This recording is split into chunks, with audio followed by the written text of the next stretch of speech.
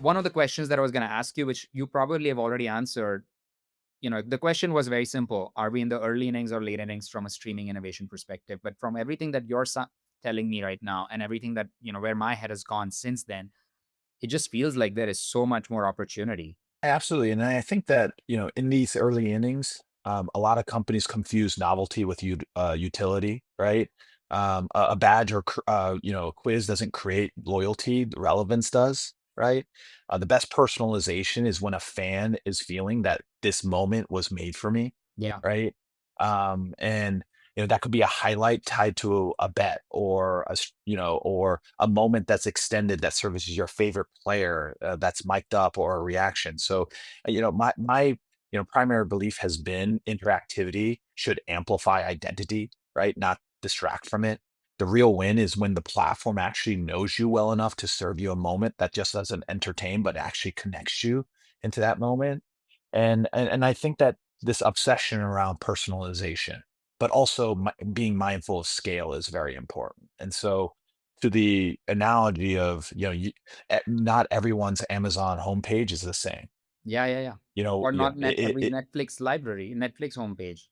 absolutely. And you have the scale, but you have personalization, right? Yeah. And so we've gotten to the point where at Transmit where you and I can, witness the exact same Aaron Judge home run, but based off of our user behavior or consumption behavior, we're going to see a different ad, right? You may see a Dunkin' Donuts ad, and I might see a Toyota ad, right? And so I think that, but with that personalization, we need to invest in infrastructure, right? You Yeah. can't personalize chaos. You got to organize that, right? And so it needs to be structured with metadata, smart triggers, scalable delivery, and focusing on monetization layers that scale first, right? You then personalize through context, right? Location, device, behavior.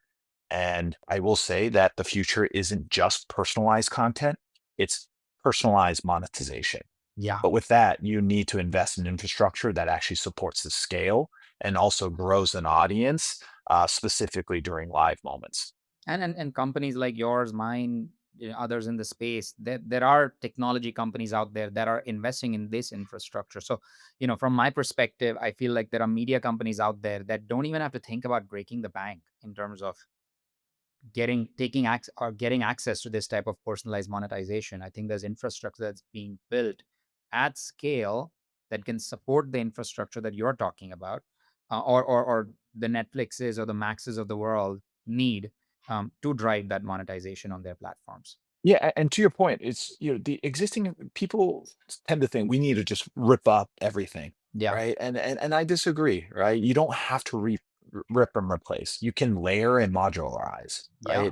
right? As LiveLike does and a Transmit does, it plugs directly into existing video workflows.